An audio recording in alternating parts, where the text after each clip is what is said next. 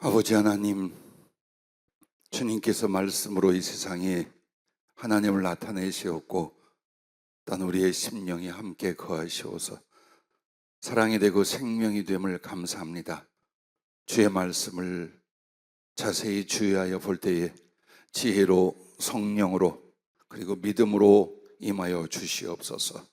깨달은 바를 지켜 행하고 나아가 열심히 증거하게 싸우니 오늘도 성령님 우리에게 지혜가 되어 주시옵소서. 예수님 이름으로 기도하옵나이다. 아멘. 번제 드림 1, 즉 이제는 번제를 드리는데 번제의 실제적인 부분으로 들어갑니다. 그래서 레위기 전체적인 공부는 8번째 시간이고 번제 드림에 있어서는 첫 번째 시간입니다. 레위기 1장 3절 읽겠습니다. 그 예물이 소의 번제이면 흠없는 수컷으로 회막문에서 여호와 앞에 기쁘게 받으시도록 드릴지니라. 아멘. 자, 여기서 오늘 말씀은 소의 번제이면 흠없는 수컷으로. 근데 이렇게 드리는 것이 여호와 앞에 기쁘시게 받으시도록 드릴지니라가 되는 거예요.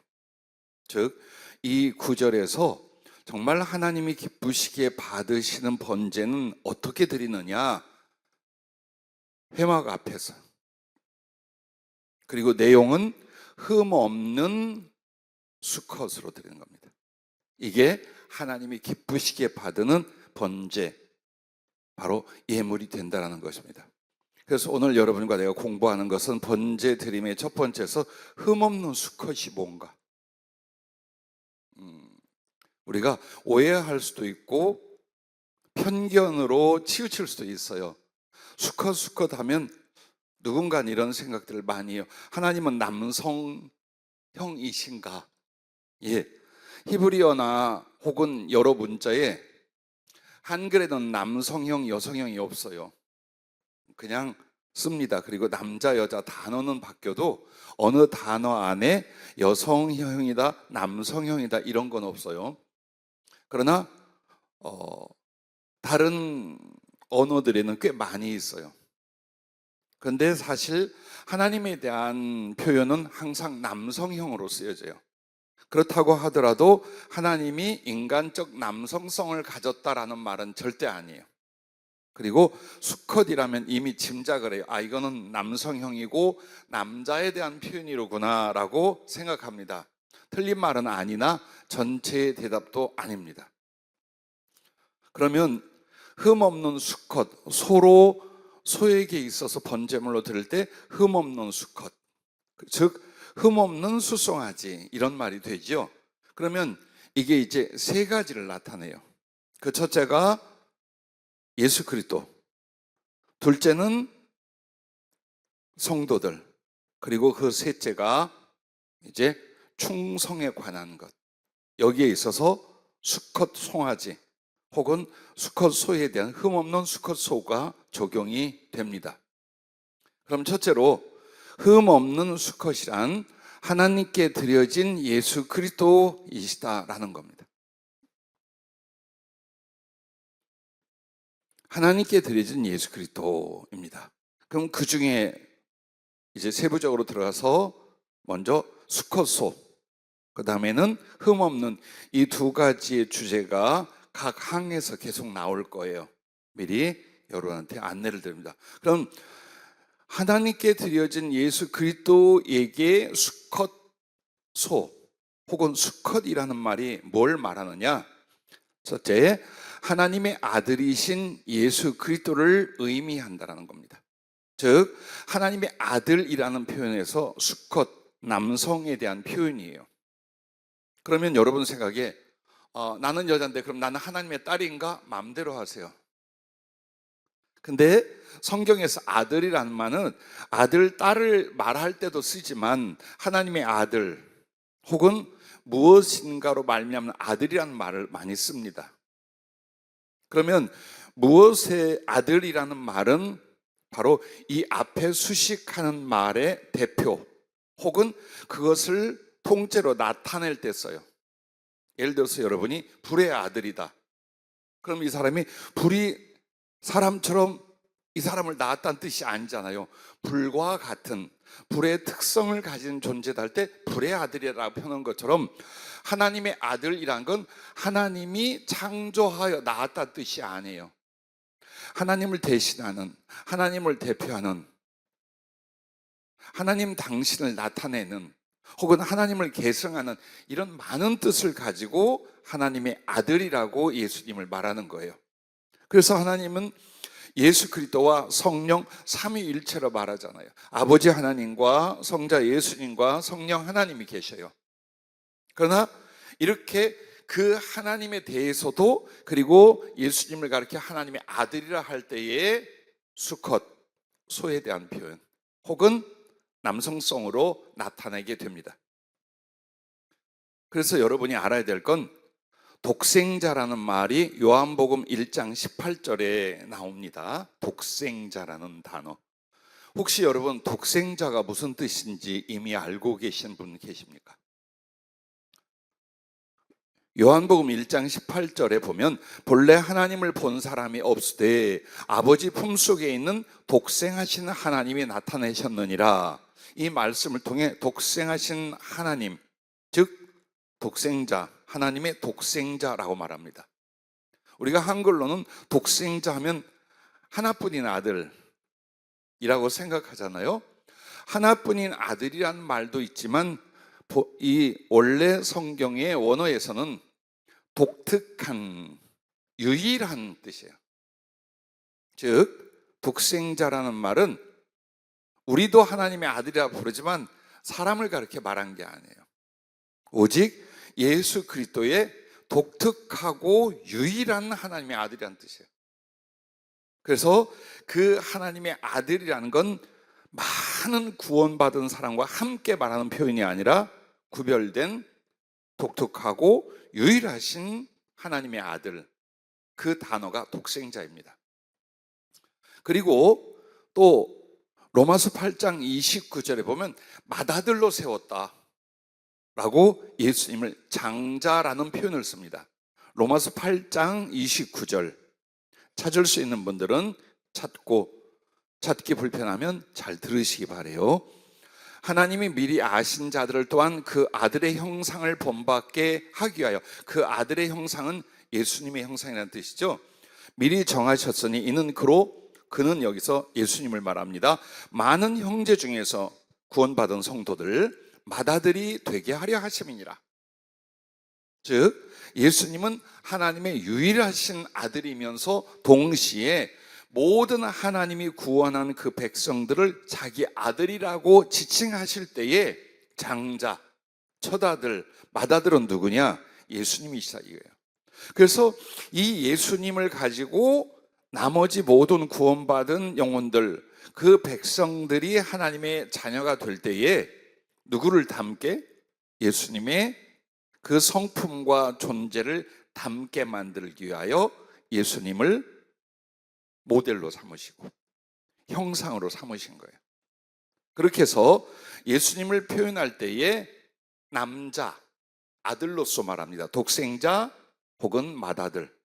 그래서 이 손은 하나님께 바쳐지는 예수님을 가리키되 수컷이라고 말한 것은 남자로서, 즉 독생자요, 그 독생자이되 바로 장자로 오실 예수님을 가리켜 예표한 내용이에요. 그 다음에 수컷, 이 소의 수컷은 예수님께 대하여 어떤 의미가 있느냐? 인류를 위한 대속의 대표가 되신 예수 그리스도를 가리키는 겁니다. 자, 맏아들과 장자라는 건 구약 성경에 계속 나와요. 그러면 장자가 뭐냐? 첫 아들이 그 가문 집안의 대표예요. 모든 걸 이어받고 책임을 지고 이어갈 대표가 누구냐? 맏아들 장자였어요. 그래서 만약 그 장자와 짐승의 새끼를 치겠다라고 바로에게 말했을 때는 그 장자는 그 집안 전체의 대표, 즉 너희는 다 죽었다 이 말이에요. 너희는 하나님께 저항하고 악을 행하여 장자를 친다라는 거 뭡니까? 다 죽었다라는 거예요. 그런데 이제 이스라엘에 있어서 그 장자를 택하셨다라는 건 뭘 말하냐? 그 장자 안에 있는 모든 사람을 다 하나님이 택하셨다, 혹은 구원과 은혜를 주셨다라고 합니다. 그래서 성경의 장자 마다들에 대해서는 아버지의 모든 걸 물려받고 상속받을 자예요. 그러면서 그 집안의 대표가 되고 가장이 될 사람을 마다들, 장자라고 합니다. 이것에 대하여 이제 이 인류를 구원하시되 인류의 대표가 되시는 거예요. 그러면 인류의 대표가 된다라고 했을 때 여러분은 또 있었죠. 인류의 대표가 되어 하나님과 언약을 맺은 거시기 아담이 있어요. 그래서 그 아담을 가리켜 로마서 5장에는 오실 자의 표상이라, 즉 예수님을 예표하는 자가 누구냐? 아담이라 이 말이에요. 즉 아담의 목적으로 끝난 게 아니라 아담이 인간들의 시조 대표가 된 것은 이제 그 다음 두 번째에 인간의 대표로 오실 예수님을 예표하고 있다라고 로마서 5장에 말합니다.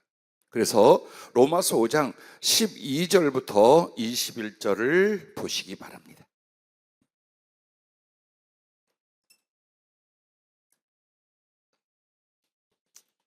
자, 찾으신 분들은 같이 읽도록 하겠습니다. 로마서 5장 12절부터 그러므로 한 사람으로 말미암아 죄가 세상에 들어오고 죄로 말미암아 사망이 들어왔나니 이와 같이 모든 사람이 죄를 지었으므로 사망이 모든 사람에게 이르렀느니라. 한 절씩 설명해 드릴게요. 그러므로 한 사람으로 말미암아 누구? 아담. 아담의 범죄는 인류가 한꺼번에 아담 안에서 하나님과 언약을 맺은 게 돼요. 그래서 아담은 한 사람이며 동시에 자기의 혈통으로 태어날 모든 인간들의 대표가 된 거예요. 근데 그 대표된 아담이 범죄함으로 말미암아 죄가 세상에 들어오고 죄로 말미암아 사망이 들어왔다. 그렇게 해서 태어나는 모든 인간마다 다 죄인으로 태어나게 되었다라고 말씀하고 있는 겁니다. 13절, 죄가 율법이 있기 전에도 세상에 있었으나 율법이 없었을 때는 죄를 죄로 여기지 아니하였느니라. 즉 죄가 없다라는 게 아니라 도대체 죄가 뭐고 하나님 앞에 의의가 무엇인가를 가르쳐주는 게 율법이었어요. 그리고 그 율법이 문자화되고 책이 되고 문서화된 게 언제부터예요? 모세 때부터예요. 그럼 그 전에는 뭐냐? 구전으로 한 거예요. 구전으로, 혹은 개인이 그래도 적어서 하나님께 받은 말씀을 가지고 이렇게 저렇게 살았어.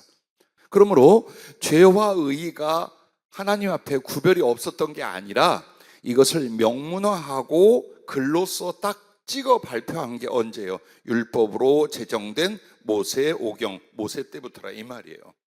그래서 유대인들이 알고 있는 그 모세 율법 때부터 죄와 의의가 구별된 게 아니라 죄는 아담 이후에 다 있었다, 이렇게 말씀을 풀어가고 있는 것입니다. 14절, 그러나 아담으로부터 모세까지 아담의 범죄와 같은 죄를 짓지 아니한 자들까지도 사망이 왕노릇하였나니 왜? 아담은 오실 자의 모형이라. 자, 예수님처럼 예수님이 대표가 되듯 아담은 인류의 대표가 되었다는 뜻이죠. 그러나 이 은사는 그 범죄와 같지 아니하나니 곧 한 사람의 범죄를 인하여 많은 사람이 죽었은즉 더욱 하나님의 은혜와 또한 한 사람 예수 그리스도의 은혜로 말미암은 선물은 많은 사람에게 넘쳤느니라. 지금 아담과 그리고 예수님을 비교해주고 있는 거죠. 또 이 선물은 범죄한 한 사람으로 말미암은 것과 같지 아니하니 심판은 한 사람으로 말미암아 정죄에 이르렀으나 은사는 많은 범죄로 말미암아 의롭다 하심의 이름이니라. 한 사람의 범죄로 말미암아 사망이 그 한 사람을 통하여 인류 전체를 왕노릇하였은즉 더욱 은혜와 의의 선물을 넘치게 받는 자들은 한 분 예수 그리스도를 통하여 생명 안에서 왕노릇하리로다. 그런즉 한 범죄로 많은 사람이 정죄에 이른 것 같이 한 의로운 행위로 말미암아 많은 사람이 의롭다 하심을 받아 생명에 이르렀느니라. 한 사람이 순종하지 아니함으로 많은 사람이 죄인 된 것 같이 한 사람이 순종하심으로 많은 사람이 의인이 되리라.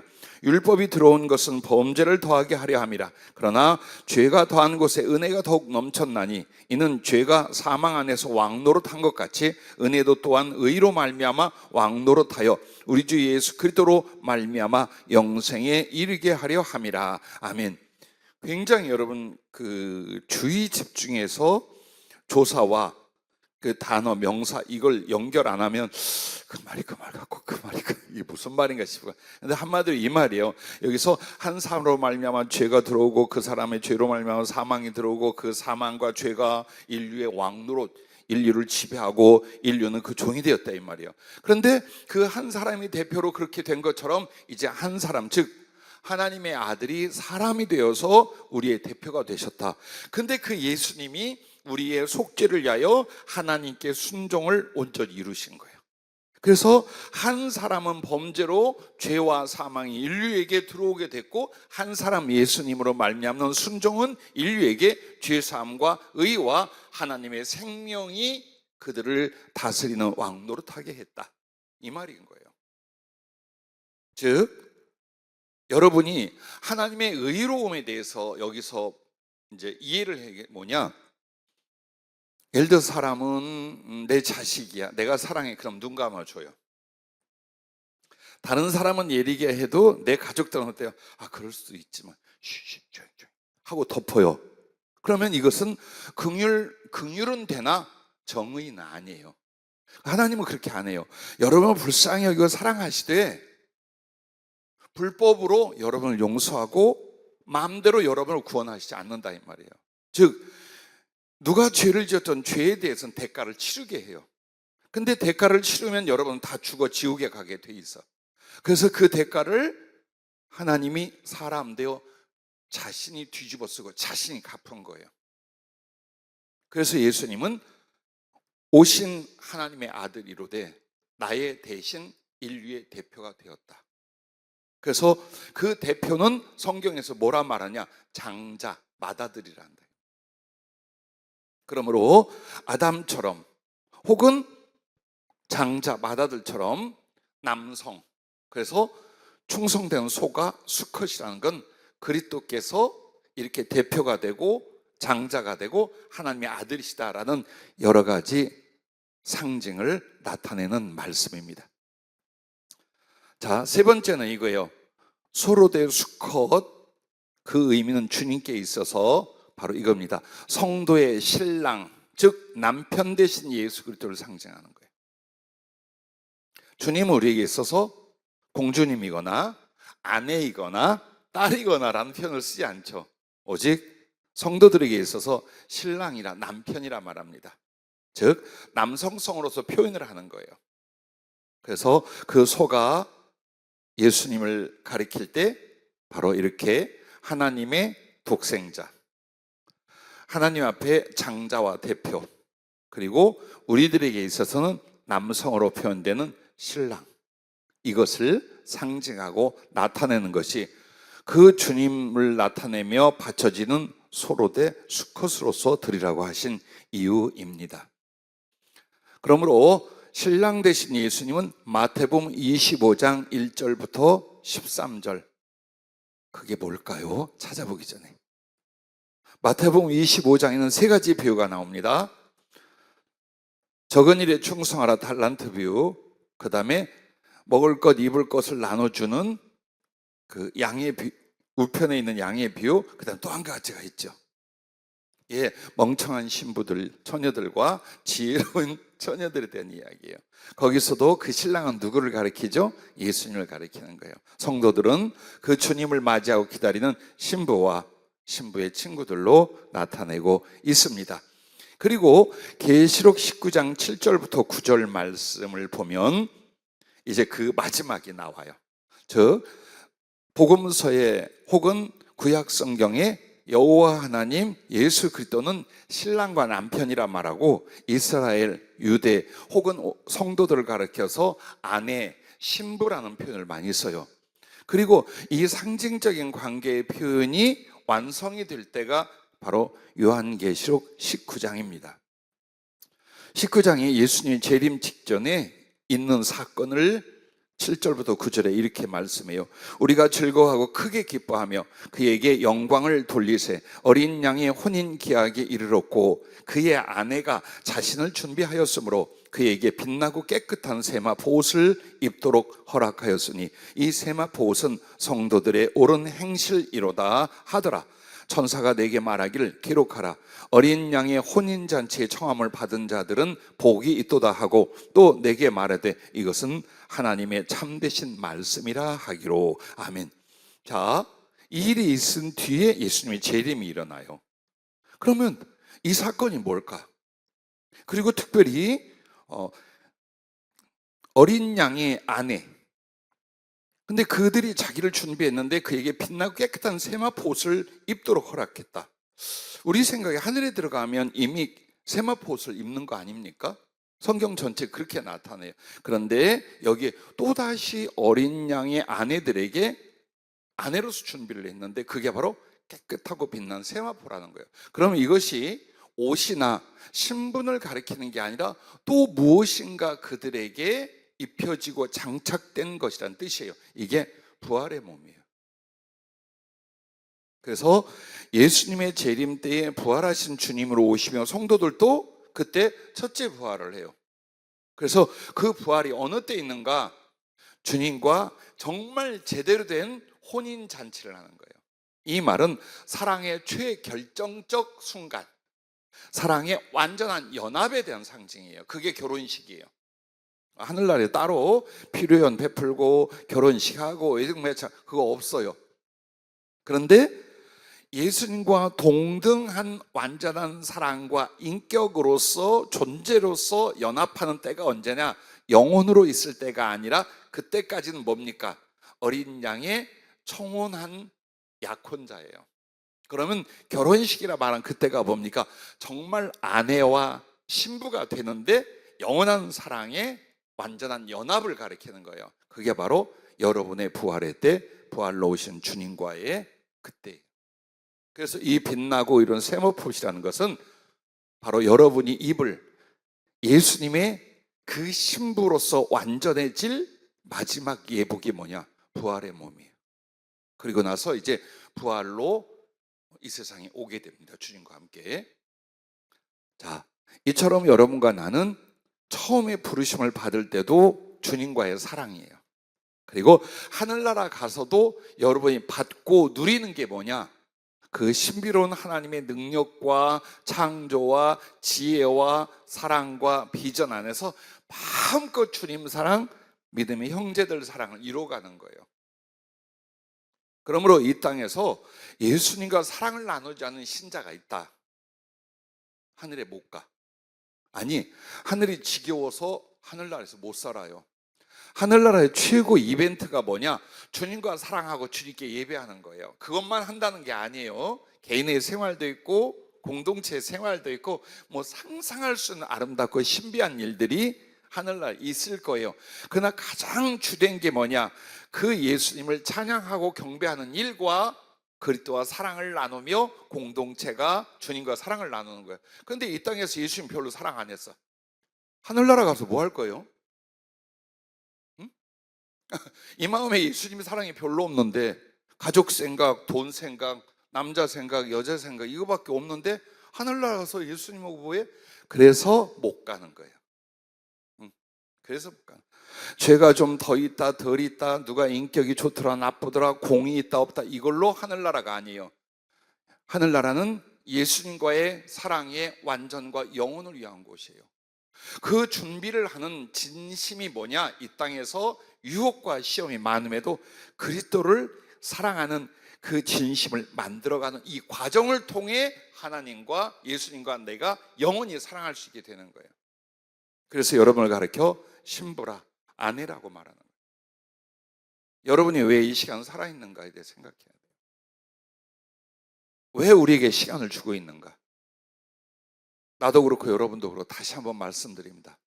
육신에서 벗어나고 육신의 소욕과 물질에서 벗어나고 인간적이고 세상적인 정욕과 인간의 애정에서 벗어나고 그리하여 마음과 삶과 생명을 집중하여 주님을 더 사랑하는 그 내용과 실천을 위하여 하루를 1년을 더 살게 하고 있는 거예요.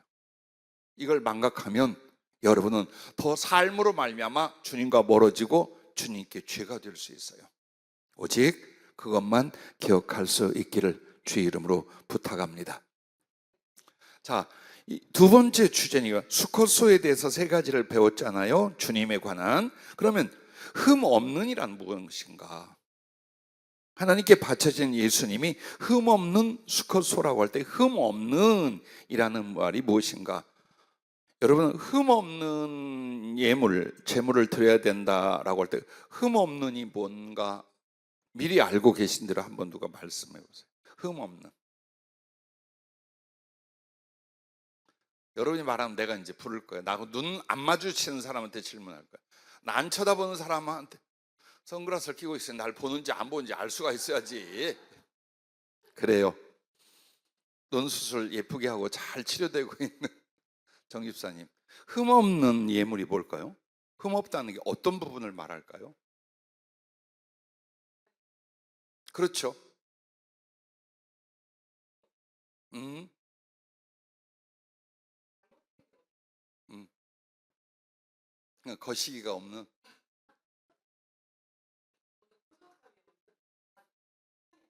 살도 찌고. 네, 정확한 표현이에요. 그게 어디에 나오냐면 여러분이 앞으로 참고하실 수 있길 바라요. 흠없는 양, 소, 염소 하나님께 드린 제물을 할 때 그 흠없는 레위기 22장 17절부터 29절까지 나옵니다. 그것은 몸에 병이 없어야 돼요. 그 다음에 불구가 아니어야 돼요. 이런 식으로 흠이 없는 그것은 그 몸이 온전함을 말해요. 물론 이것은 이제 주님께 대하여 성도들에 대하여 영적인 신앙적이고 인격적인 부분으로 비유가 되겠죠.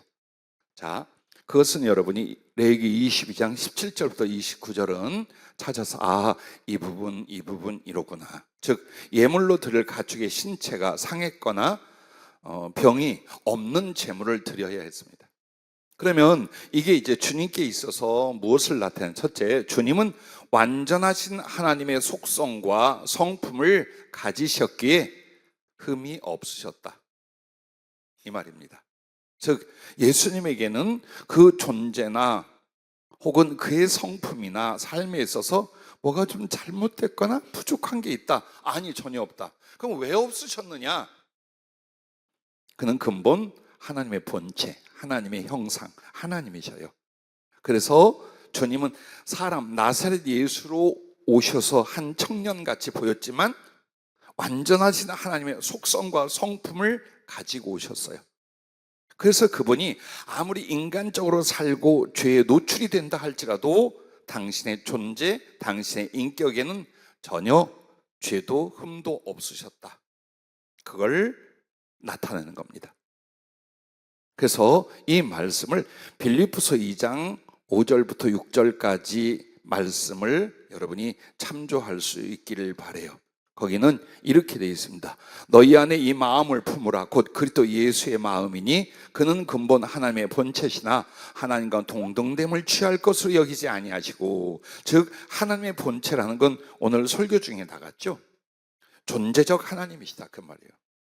그래서 성품이라든지 인격이라든지 당신의 존재에 있어서 사람이 아니야. 그럼 무엇이에요? 하나님이시라는 거예요. 그러면 사람이란 또 무엇이냐? 하나님의 본성 안에 이제 사람의 연약성과 사람의 몸을 가지셨다는 거예요. 비록 사람의 연약성과 육체를 가졌을지라도 당신은 하나님의 본성, 하나님의 속성과 성품을 가지신 분이시니 존재적으로 흠이 있을 수 없다. 즉 예수 그리스도의 무흠하심에 대한 표현입니다. 자, 그리고 두 번째는 사람으로 오셨으나 죄가 없으신 주님. 이 말을 좀 더 우리가 살펴봐야 될 건 뭐냐면, 사람은 태어나면서부터 죄인이 돼요. 아담 이후에. 왜? 앞에서 말한 것처럼 아담은 자기 혼자가 아니라 그의 혈통으로 태어난 모든 인간들의 우두머리였고 대표였어요. 그가 만약 그럼 아담과 하와가 범죄 안 하고 하나님 앞에 순종했어요. 순종이 뭐예요? 아담과 하와가 했을 순종이 뭡니까? 김민경 집사님, 무엇을 순종해야 했어요? 민경이가 말고 아담과 하와가. 어? 자신 있게. 그렇죠. 그 쉬운 거였어요.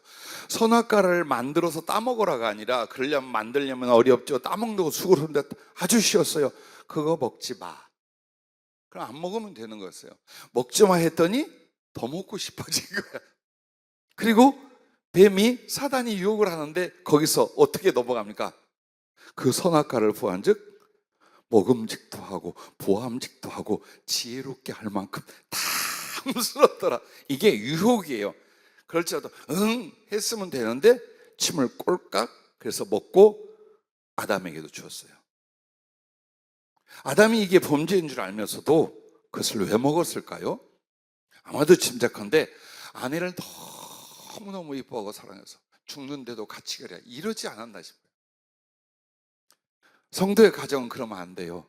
의와 사랑을 위해서라면요 부부가 같이 가야 돼요. 막 머리채를 잡고도 끌고 가야 돼요.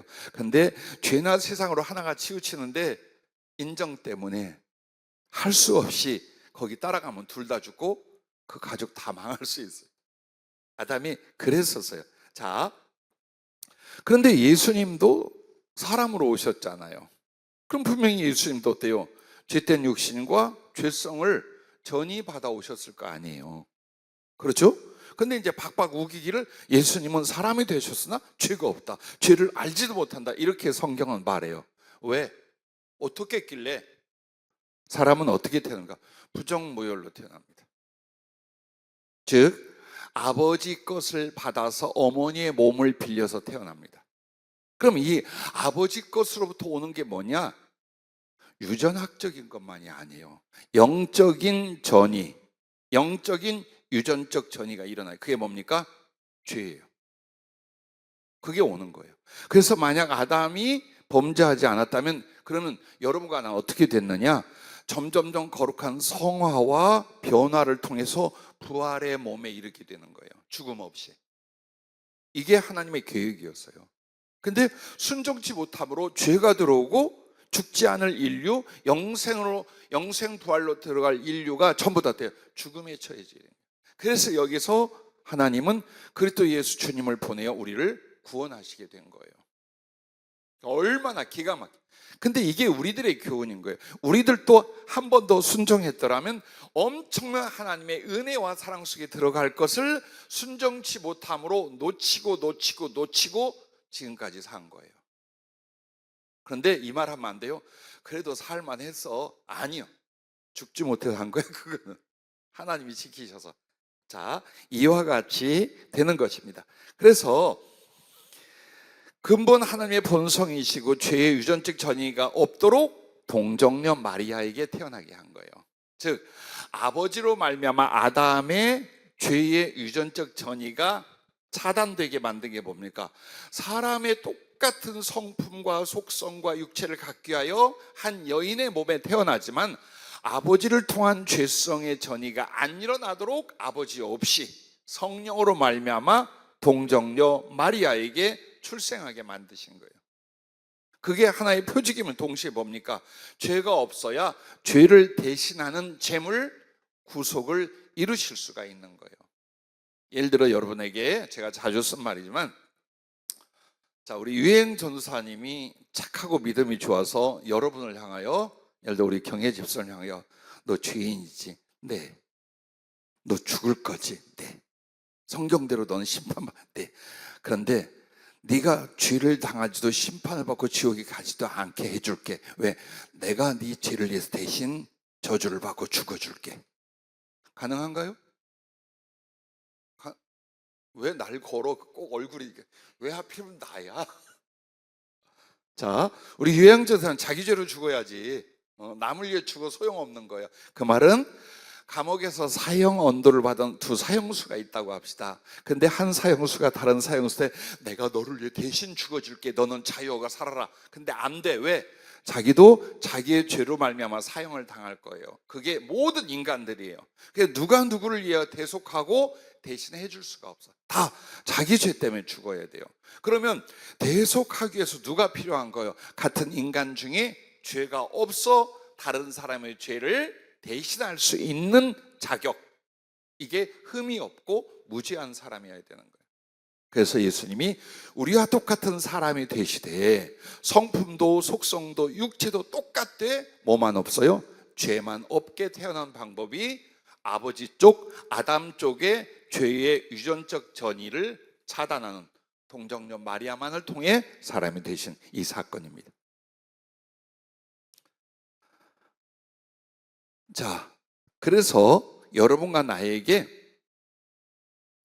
마태복음 1장 18절에 동정녀 마리아에게 태어나시죠. 그리고 히브리서 5장 7절부터 9절 말씀을 보면 그는 태어나기만 죄 없게 태어나신 게 아니에요.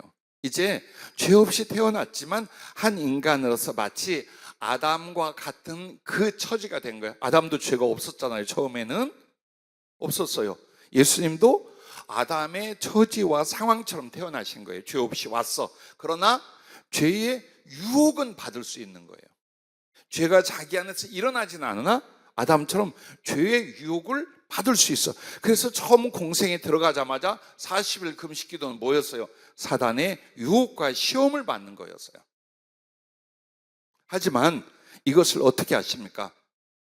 항상 죽고 부활하실 때까지 하나님과 그 말씀에 순종하셔요. 한번 찾아보도록 하겠습니다. 히브리서 5장 7절부터 9절 말씀입니다. 한번 찾아봐 주시기 바라고 찾으신 분은 같이 읽겠습니다. 그는 육체에 계실 때에 자기를 죽음에서 등이 구원하실 이에게 심한 통곡과 눈물로 간구와 소원을 올렸고, 저기 겟세마네 동산이죠. 그의 경건하심으로 말미암아 들으심을 얻었느니라. 그가 아들이시면서도 받으신 고난으로 순종함을 배워서 온전하게 되셨은즉 자기에게 순종하는 모든 자에게 영원한 구원의 근원이 되시고. 아멘. 왜? 두려움, 고통, 그것을 피하고 싶은 인간적인 연약함과 욕망, 아픔이 있었어요. 그래서 이 십자가의 잔이 내게서 지나가게 해달라고 죽을 것 같다고 하면서 눈물로 기도하며 피를 터뜨리기까지 하셨어요. 그런데 그렇게 함에도 그런 어떤 유혹 앞에도 당연한 생명을 위한 한 존재의 존엄을 위한 이걸 회피하고자 하는 것조차 어떻게 합니까? 극복하고 하나님의 뜻에 복종을 해요. 근데 그 복종이 뭐냐? 여러분을 대신해 한 거예요. 그의 죽으심과 고난도 여러분을 대신하고, 즉 여러분의 죄를 대신하는 거예요. 그럼 주님의 순종은 뭐냐? 여러분이 해야 될 순종을 주님이 또한 대신하는 거예요. 그래서 율법의 요구는 두 가지를 요구해요. 죄를 갚아라. 즉 죄를 진 대가를 반드시 치러야 된다.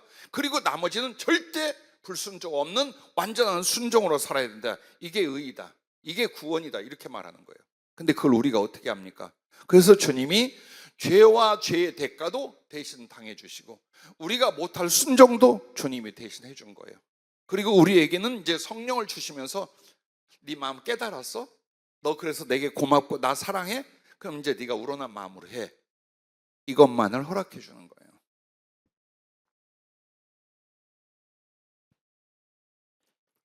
꼭 기억하십시오. 그리고 참고 구절로 고린도후서 5장 21절과 요한일서 3장 5절은 죄 없으신 주님에 대한 성경의 증거입니다. 자, 다시 흠없는 이라는 말로서 주님은 세 번째, 구속을 위해 사람이 되사 하나님께 완전한 복종과 헌신으로 하나님이 만족하시는 흠없는 제사와 제물이 되셨다라는 것입니다.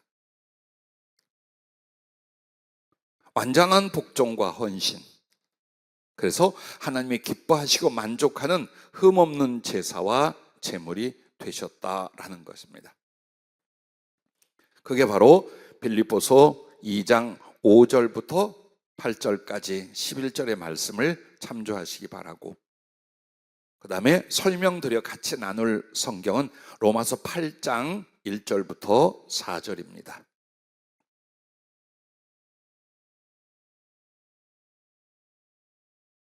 로마서 8장 1절부터 4절 말씀을 찾아봐 주시기 바랍니다.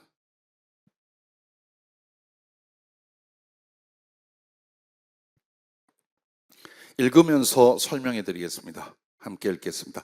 그러므로 이제 그리스도 예수 안에 있는 자에게는 결코 정죄함이 없나니, 이는 그리스도 예수 안에 있는 생명의 성령의 법이 죄와 사망의 법에서 너를 해방하였습니다.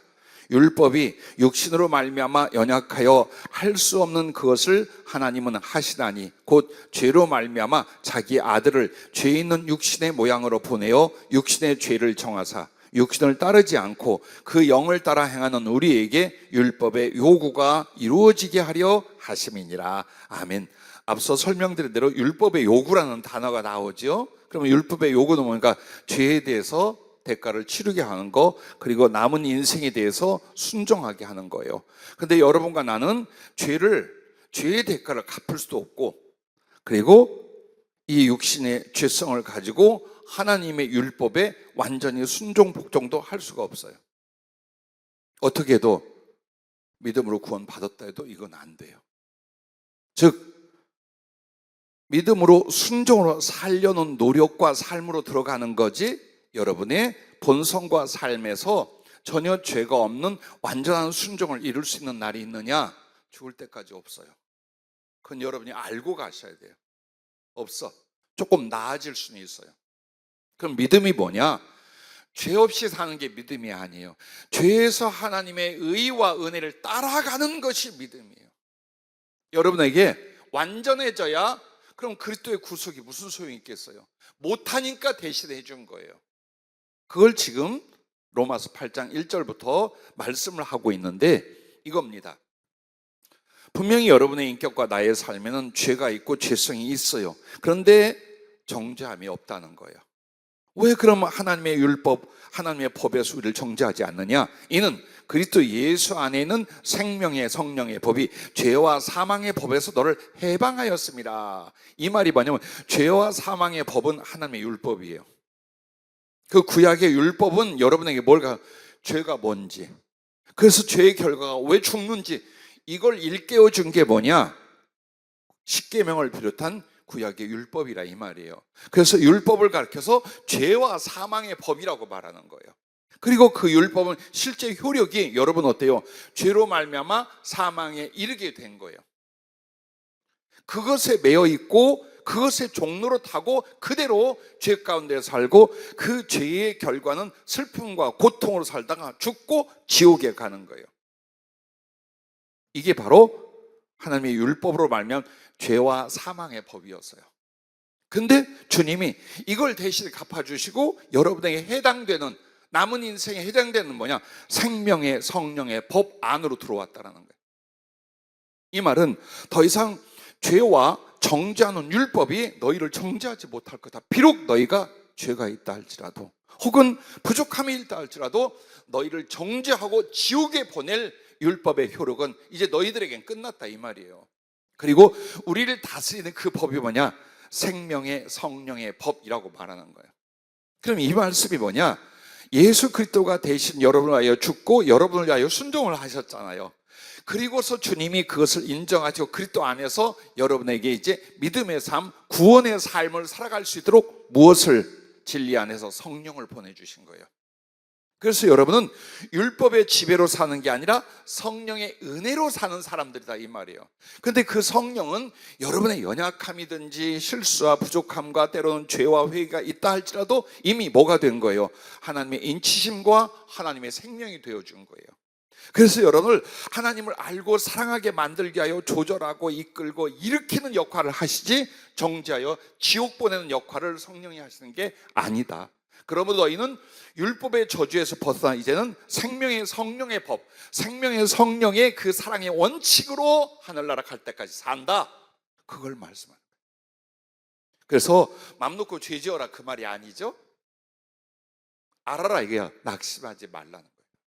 비록 내가 왜 더디지? 내가 왜 그렇게 주의 사랑을 알면서도 내가 죄가 있지? 예, 있어요. 중요한 건 회개할 줄 알며 비틀어진 길에서, 넘어진 길에서 하나님을 향하여 일어나는 거예요. 그게 믿음이고 성령의 법 안에 있는 성도들의 삶이라는 것.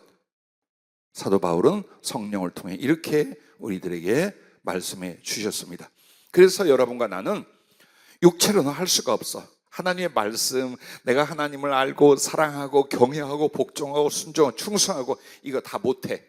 그래서 이 모든 건 예수님이 육체로 오셔서 대신해 주셨어요. 그리고 이제 여러분과 나에게는 뭘 준 거예요? 성령을 주시고 그 성령은 여러분에게 능력과 자원하는 마음 두 가지를 주십니다. 자원하는 마음 뭐예요? 억지로 벌벌 떨어 혹은 그냥 막 불퉁거리면서 마음대로 거역해가 아니에요. 하나님을 사랑하고 순종하게 만드는데 이게 뭐예요? 우러나서 감사해서 사랑해서 하게끔 만든 거예요. 그게 성령의 법이에요. 그래서 여러분이 예수님과 그 말씀이 싫다, 성령이 없는 사람이에요. 그런데 달기도 한데 쓰기도 하고 하나님 말씀이 정말 소중해. 그래서 내가 예수님을 더 섬기고 사랑하기 위하여 내 마음속에서 죄를 회개하며 더 의와 충성과 사랑을 실천해 애를 쓰고, 이 모습이 뭐예요? 이미 여러분은 억지로가 아니라 자원한 사랑으로 말미암아 그 길을 가고 있는 사람이다, 이거예요. 그게 성령이 하시는 거예요. 그래서 율법 밑에 있던 유대인들을 빗대하는 거야. 그들은 형식은 아주 율법을 지키려 갔대요. 속은 썩어 문드러졌어요. 왜? 자원하는 심령이 아니에요. 이걸 통해서 의롭게 되고 이걸 통해서 의를 뽐낼 수 있다, 이렇게 만들어가는 거예요. 그럼 진짜 예수님이라는 믿음과 사랑은 뭐냐? 자원하는 마음이에요. 근데 그것이 바로 성령이 임하기 전에는 자원하는 심령이 어느 누구에도 일어나지 않아요. 뭐 조금 유익이 되거나 뭐 조금 두렵거나 이래서 종교적으로 살지, 내 가슴에 자원하는 게 뭐냐?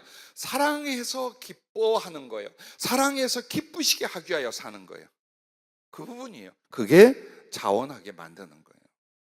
자, 이렇게 하시기 위해서 우리 주님은 어떻게 해요? 완전한 복종과 헌신을 이루시고 하나님께서 우리를 대신하여 모든 요구에 만족하셨다. 주님이 그렇게 해주셨다는 거예요. 그래서 주님의 존재와 사람을 오심과 그의 십자가 죽으심과 구속 전체에 단 한 가지의 흠이나 실수나 죄가 부족함이 있지 않았다. 그것을 미리 선포해주고 예표해주는 것이 흠없는 수컷소, 흠없는 제물, 이렇게 말합니다. 그러니 이렇게 깊고 깊은 성경 전체에 은혜와 의미가 있는데, 그냥 여러분은 구약을 읽을 때 흠없는 수컷, 그것은 눈이 빠져도 안 되고 절어도 안 되고 병이 있어도 안 되고 거시기가 없어도 안 되고, 이 생각만 한 거예요. 왜 웃어? 어느 부분에서 웃는 거야 대체? 자, 이렇게, 그래서 여러분과 나는 이런 생각들을 많이 해요. 구약이 시작점이면 점점 완성을 이루는 게 시작이다. 아니에요. 성경은 여러분이 해석하고 깨닫고 말씀이 역사하는 게 뭐냐? 원형과 같아요. 즉 시작과 끝이 없어. 그 말씀이 전부 다 복음이고, 그 말씀 안에 하나님의 구원과 사랑이 다 들어있어요. 창세기부터 요한계시록까지. 그래서 구약은 좀 수혜시하고 율법은 의미 없고, 아니에요. 지금 여러분은 뭘 공부하고 있어요? 율법을 공부하고 있어요. 근데 그 율법 안에서 뭘 보고 있어요? 복음을 깨닫고 있는 거예요. 그래서 성경 66권은 어느 부분은 소홀하고 어느 부분은 열매나 결과, 아니에요.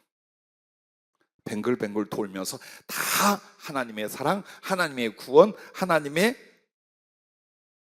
약속이 똑같이 성취되고 담아져 있음을 또한 기억하시고 성경 전체를 기뻐하고 사랑할 수 있기를 바랍니다.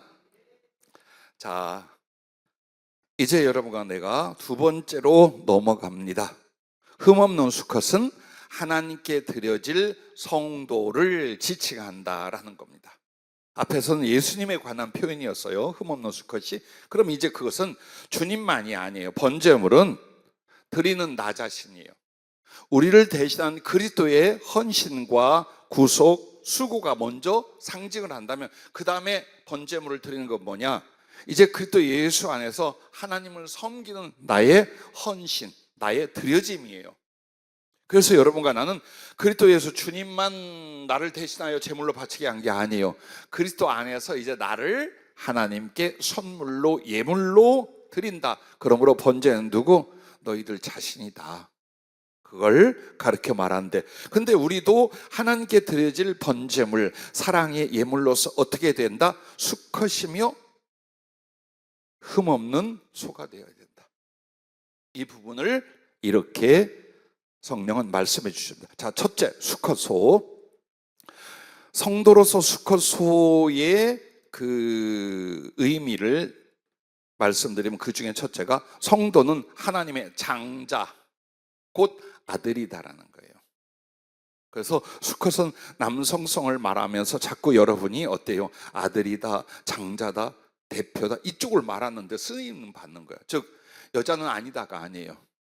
하나님의 자녀는 상징적으로 맏아들, 상속자, 대표하는 이걸 말하는 거예요. 그래서 출애굽기 4장 22절부터 24절까지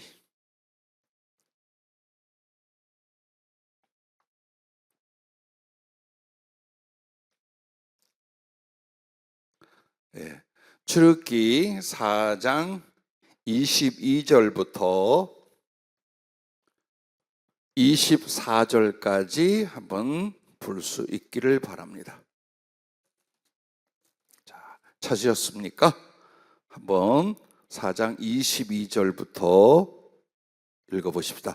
너는 바로에게 이르기를 여호와의 말씀에 이스라엘은 내 아들 내 장자라. 내가 네게 이르기를 내 아들을 보내주어 나를 섬기게 하라 하여도 네가 보내주기를 거절하니 내가 네 아들 네 장자를 죽이리라 하셨다 하라 하시니라. 모세가 여기까지만 하십시다. 23절 이 말씀에서 모세를 보내며 바로에게 뭐라고 말합니까? 이스라엘 이 백성은 내 아들, 내 장자, 내 큰아들이다. 근데 네가 말을 안 듣고 그들을 네 종으로 잡고 죽이려 하니 내가 네 장자들을 죽일 거다. 이렇게 말씀하는 장면이에요. 그래서 수컷소로서 하나님께 드려지는 번제물의 성도들은 그게 무엇을 의미한다고요? 하나님의 아들, 하나님의 장자를 나타내는 거예요. 그래서 로마서 8장 14절부터 17절 말씀에도 한번 찾아봐 주시기 바랍니다. 로마서 8장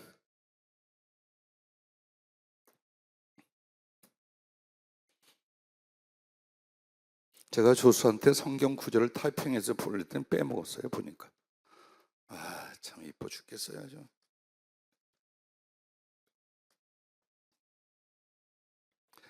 자, 찾으셨으면 한번 읽어볼까요? 로마서 8장 14절부터 무릇 하나님의 영으로 인도함을 받는 사람은 곧 하나님의 아들이라. 너희는 다시 무서워하는 종의 영을 받지 아니하고 양자의 영을 받았으므로 우리가 아빠 아버지라고 부르짖느니라. 성령이 친히 우리의 영과 더불어 우리가 하나님의 자녀인 것을 증언하시나니 자녀이면 또한 상속자 곧 하나님의 상속자요 그리스도와 함께하는 상속자니 우리가 그와 함께 영광을 받게 하여 고난도 함께 받아야 할 것이니라. 아멘. 자, 이렇게 하나님의 장자라고 말합니다. 그럼 이 장자의 뜻이 뭐냐?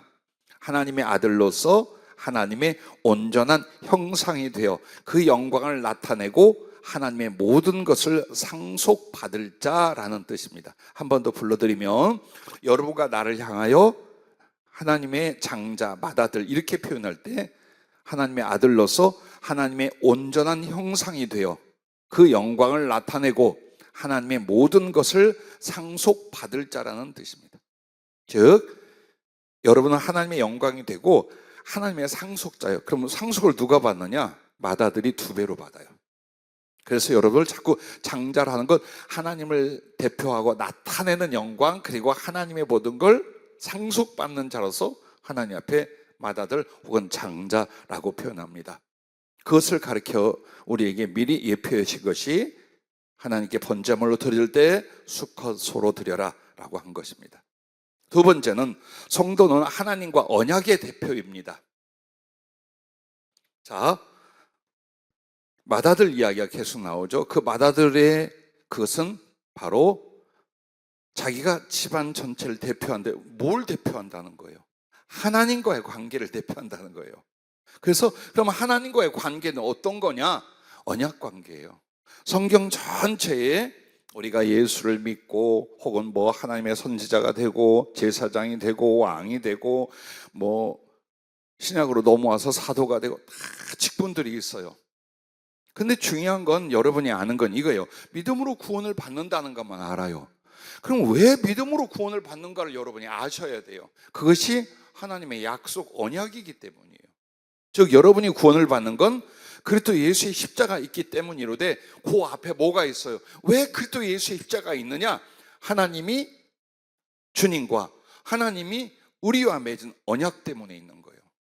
내가 내 아들 예수로 너의 죄악을 대신할 테니까 너는 그 희생과 사랑을 믿어. 그리고 나를 따라.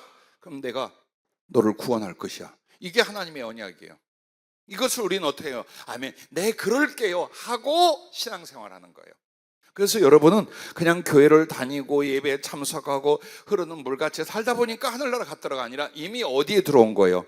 하나님이 예수님을 통하여 구원의 언약을 제시한 거에 대하여 여러분 예수님을 의지하여 하나님과 언약을 맺은 사이가 된 거예요. 그래서 중요한 건 여러분의 믿음이 뭐냐? 그 언약을 지키는 거예요. 그 언약을 대충 막 사는 거 아니에요. 함부로 살아서는 안 되는 거예요. 뭐 예수님이 나의 죄를 다 담당했고 이미 구원 받았다며. 아니요. 여러분이 점점 하나님을 모를 때는 그렇게 쉬운 믿음과 복음을 의지하게 돼 있어요. 그런데 하나님을 알아가고 사랑할수록 어때요? 여러분은 새로운 율법에 묶여요. 그 새로운 율법이 뭐냐? 사랑이라는 율법이에요. 내가 주님을 사랑하니까 이렇게 하면 안 돼. 내가 주님을 사랑하게 이렇게 해야 돼. 이런 거룩한 사랑이라는 율법으로 여러분은 대체 억지로 두려움으로 말미암는 율법이 아니라 사랑하게 하는 율법으로 여러분과는 바뀌게 되는 거예요. 그래서 성도를 장자라 하는 것은 또 하나의 뜻이 뭐냐? 하나님과 언약의 대표라는 거예요. 그래서 중요한 건 성령이 이렇게 일러주셔요. 수컷, 그것이 우리들에게 적용되는 것은 할례가 있다 그러셔요. 여기서 포인트를 주는, 즉 제가 성령으로 주님께 말씀을 받는다라고 말하잖아요. 간간히 여러분에게 어떤 일이 있는지 포인트들을 얘기해 주는 거예요. 제가 배운 신학과 그동안의 성경에 공부하고 남은 지식과 기억만 가지고 하는 게 아니라 성령의 지도와 당신의 말씀을 앞세워 고요히 기다려요. 수컷에 대하여 또 물을 때 주님이 그러는 거예요. 할례다. 그러면 할례라는 게 뭡니까? 이스라엘 백성들이 아들을 낳으면 8일째 되는 날 꼬추의 표피를 돌칼로 자르게 돼 있어요. 그것을 할례라 그러고, 그것이 의미하는 게 뭐냐? 왜 그러면 남자냐? 대표란 뜻이에요. 자기와 자기의 가족들의 대표, 혹은 이 아기가 나중에 또 자기와 자기의 가족을 이룰 대표들이에요. 그래서 여자는 할 것도 없지만 안 합니다. 왜? 여자를 무시한 게 아니라 대표성에 대한 상징을 말하는 거예요. 그래서 이제 그리스도 예수 안에서는 남자와 여자가 없어요. 그냥 여러분은 다 누구예요? 언약의 대표야. 그리고 그 할례는 성령으로, 세례로, 마음으로 받는 거예요. 우리에게는.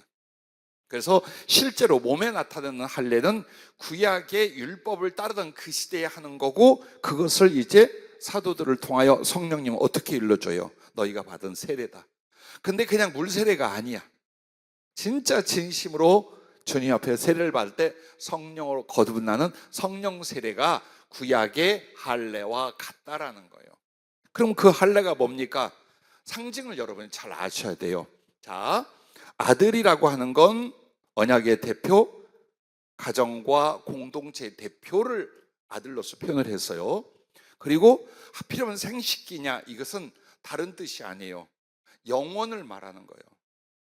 아브라함이, 이삭이, 야곱이, 요셉이, 유다가 이렇게 연결되는 영원성을 말하는 거예요. 즉 자식을 낳고 생명이 생명을 낳고 이 영속 영원에 대한 상징이 아기의 생식기에 대한 상징이에요. 근데 그것을 표피를 자름으로 피를 내는 게 피로 영원히 맺은 언약, 이것이 할례의 의미예요. 그래서 여러분도 피로 영원히 하나님과 맺은 언약의 사람들이에요. 근데 그 피가 뭐냐? 예수님의 피요, 여러분이 목숨을 걸었다는 뜻이에요. 그리스도도 목숨을 바쳤어. 그게 피야. 그럼 나도 피를 바치는 게 뭐냐? 내 목숨을 걸고 이 신앙으로 산다는 거예요. 내 목숨을 다하여 이 믿음, 이 언약을 지켜 살겠다는 거예요. 그 서원이에요. 그게 세례고, 그 세례에 대한 인침이 성령 세례, 성령을 거듭남이에요. 여러분 이 과정을 겪었고 이 과정 속에 사는데 내가 무엇인가 어디에 왔는가를 모르는 거예요. 그래서 성경을 공부해야 되고 성령이 풀어주시고 연결함이 여러분과 나에게 이렇게 절실히 필요한 겁니다. 그래서 구약에 이제 할례라고 한다면 여러분 인생 다 창세기 17장 9절부터 14절에 아브라함과 언약을 맺으면서 남자아이들 8일째 아기를 낳으면 할례 받을 것 주님이 명령합니다. 출애굽기 22장 29절부터 30절 저거만 놓으셔요. 오늘 시간 다 없으니까 집에서.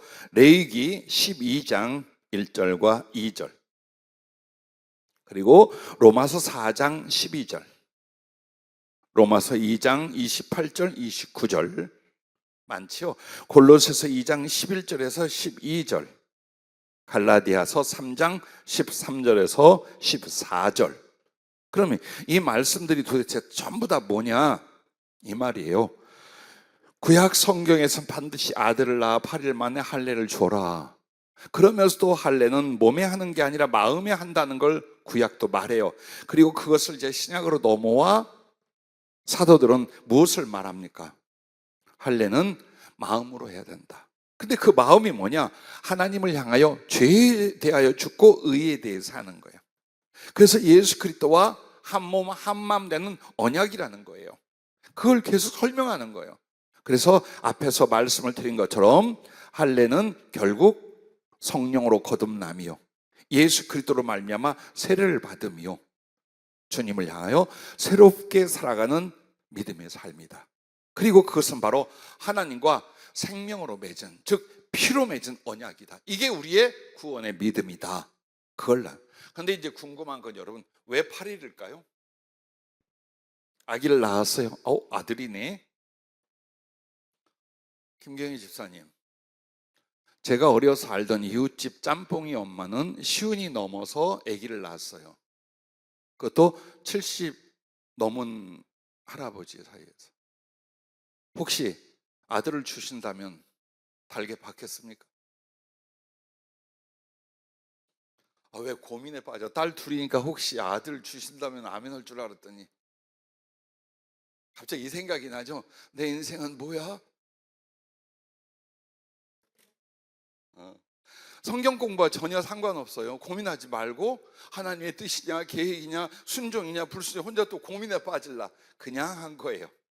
자, 아기가 태어나서 8일째 되는 날이 의학적으로 신체적으로 피가 제일 천천히 돈답니다.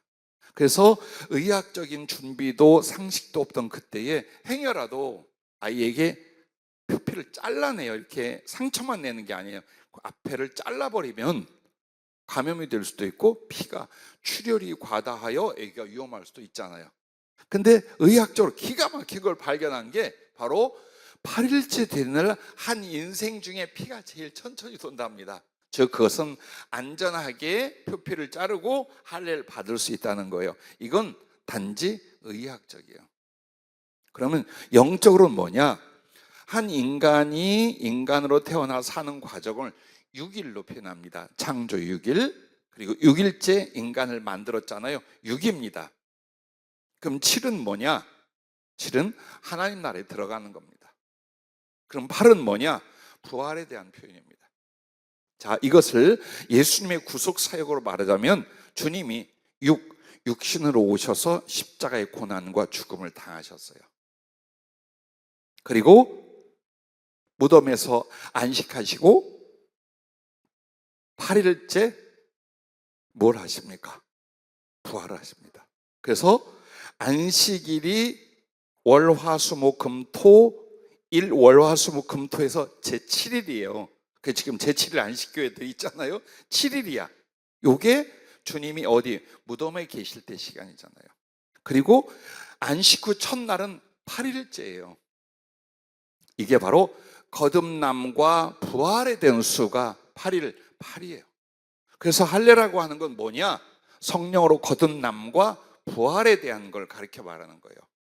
그게 하나님 앞에 언약의 상징이며 조건이며 결과에 대한 표현을 8일이라고 하는 거예요. 자, 이렇게 해서 여러분이 궁금해하던 건 다 풀었다고 생각을 합니다. 그러면 이제 하나 더, 왜 성도가 하나님 앞에서 수컷으로 표현을 하느냐? 그것은 그 가정과 공동체의 대표가 남자나 아들입니다. 그래서 여러분에게 사도행전 16장 31절에 빌립보 감옥의 간수가 사도 바울 일행을 통하여 옥문이 열리고 전부 다 풀어지는 기적을 경험하잖아요. 그래서 그 책임 때문에 칼로 빼어 자기라 할 때에 사도들이 우리 도망가지 않았다. 네 몸 상하지 마라. 거기 있었죠. 근데 그는 지키면서 밤새도록 그들이 그렇게 피 흘리고 고통받고 쇠사슬에 묶여있면서도 하나님께 감사하고 찬송하는 내용을 다 들었어요. 그 감사와 찬송이 뭐였어요? 자기에게는 복음 전도였던 거예요. 그러다가 하나님의 살아계신 기적을 보고 무릎 꿇고 바로 말합니다. 선생님들, 내가 어떻게 해야 구원을 얻을 수 있습니까? 그에 대하여 바울은 이렇게 말합니다. 주 예수를 믿어라. 그리하면 너와 내 집이 구원을 받으리라.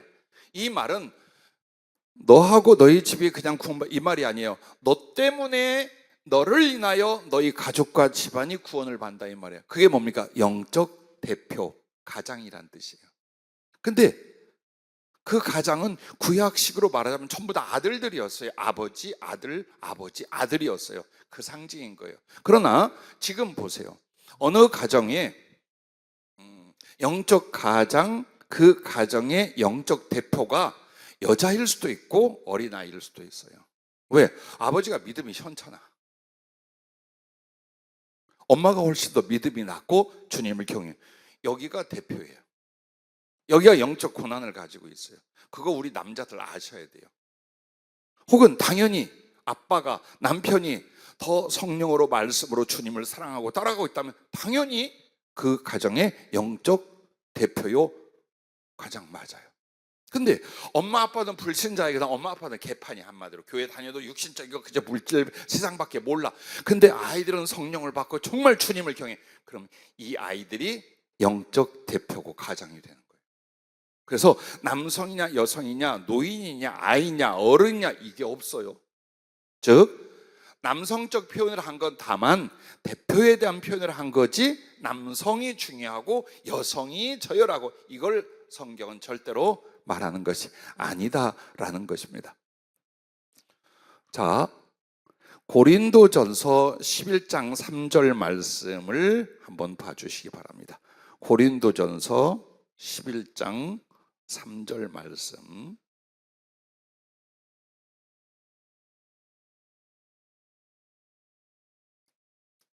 여러분이 이것도 꽤 궁금해 하시는 내용일 거예요.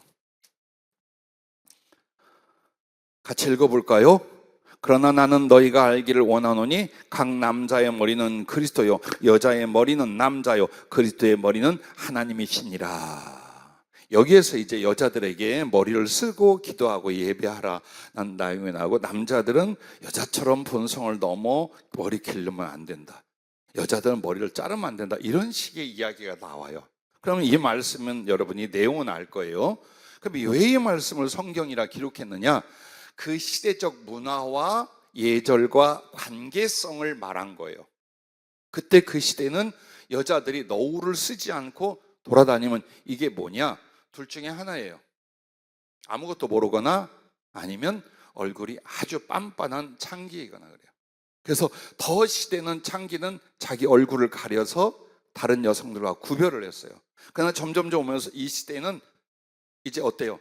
다 홀라당 드러내면, 그래서 지금도 무슬림 쪽에서 여자들 다 면박 씌우고 이거 하는 이유가 바로 이거 드러내면 이건 이제 음란하다, 얘는 예절이 없다, 이렇게 취급하던 시대예요. 그래서 여자들이 주 안에서 내가 이제 자유하니까 나도 좀 자유를 누리자 해서 홀라당 벗지 말라는 교훈이에요. 대신 남자들은 뭐 그 외모를 어떻게 가꾸지만 본성이 있다 이거예요. 즉 덕을 위하여 머리를 길게 여자처럼 길지 마라. 즉 그들의 사회와 문화에 대하여 먼저 말한 거예요. 그런데 단지 그 시대의 문화와 사회적 관계 혹은 예절만을 위하여 기록했느냐? 아니, 성경은 언제나 그 뒤에 영적인 교훈이 들어있는 거예요. 그래서 여기에서 말하는 인간이 만들어진 하나님의 순서를 보면 누가? 남자인 아담이 먼저 만들어져요. 그래서 그 아담이 혼자 독초하는 것이 좋지 않아 그를 돕고 사랑할 배필 여자 하와를 만들어요. 그래서 이 부분은 처음부터 대표성을 갖는 건 아담이나 그 아담의 부족한 부분을 품고 사랑하고 돌볼 자는 하와요. 그럼 예수님은 누가 우두머리, 누가 어른이라고 그랬어요? 섬기는 자가 어른이고 우두머리야. 그러면 여성이 우월해요, 남성이 우월해요? 여성이 하나님의 속성과 성품에 여성이 더 낫다라는 뜻이에요. 돌볼 자예요, 여성은. 즉 남자에게 종속되어 있는 사람이 아니라 이 남자의 부족함을 채워주고 도와줄 어머니 같은 역할인 거예요. 그게. 그래서 여성이 더 낫다. 그러나 남자가 없으면 누굴 돕고 누굴 양육하고 누굴 사랑해요? 그래서 그리스도 예수 안에서 남자와 여자가 없다라고 말하신 거예요. 그리고 이 말씀도 이제 이어서 나옵니다. 여자는 교회에서 조용해라. 남자를 주관하거나 가르치는 것을 허락하지 않는다. 이것도 그 시대의 예절과 문화예요. 언제나 여자들은 가장 기죽어 살 때예요. 남존 여비요, 여자는 영혼도 없다고 취급받는 그 시대의 문화와 배경들이었어요. 그런데 사람들 앞에 교회를 갔더니 이제 여자들이 머리가 되고 여자들이 남자들을 주관하고 야단까지 치는 걸 볼 때 그 사회에서 교회를 어떻게 보겠어요? 혹은 깊은 영적인 진리를 모르는 사람들이 볼 때 예수 믿던 저것 봐라, 저거지, 응? 완전히 그냥 눈이 뒤집혔네. 그런 갈등과 오해와 다툼이 일어날 수 있는 거예요. 그렇게 해서 어떻게 하라? 네가 좀 은혜가 더하고 네가 믿음이 앞섰다 할지라도 그냥 교회에서 좀 잠잠하고 너는 지도받는 위치에 그냥 있어라. 너의 개인이야 하나님과 어떤 깊은 사랑을 하고 또 그 지식으로 복음을 전하고 다른 영혼을 도울 수 있지만 만약 네가 남편과 아내 사이에 있다면 혹은 부모와 딸로 있다면 네가 가르치고 책망하려고 하지 마라 라고 한 거예요. 자, 그러면 어느 목사님이 제게 이런 상담을 해서 제가 가끔 얘기를 했죠. 우리나라 교단에서 여자를 목사로 안수하지 않는 교단들이 꽤 많아요. 제가 공부했던 합동층도 고신측도 그래요. 그리고 이제 그걸 풀어준 데가 뭐 감리교 쪽이라든가 혹은 통합 측에서 일부 노회에 맡긴다든가 혹은 그래 그럼 우리는 여성 중앙총회를 만들자. 그래서 중앙총회라고 하는 교단 남자 목사님들 있으나 여자들을 중심으로 하여 만들어진 장로 교단이 이처럼 그래요. 그런데 그 중에 꼬장꼬장한 영성훈련 받으러 온 목사님 한 분이 그래요. 이제 열변을 토하는 거야. 성경에 뭐 여자는 남자를 주관하지 말고 교회에서 떠들지 말고 가르치지 말라고 했는데 여자가 목사가 되는 게 맞습니까? 틀립니까? 그게 목사님의 의견이 아니라 주님의 뜻이 뭡니까? 이렇게 저한테 상담을 여러 목사님들이 하나 그래요. 그때 나도 내가 내 주관이 있지만 대답 않고 주님께 물었어요. 그때 사도행전 2장 17절에 이 아이 뭐가 나오냐?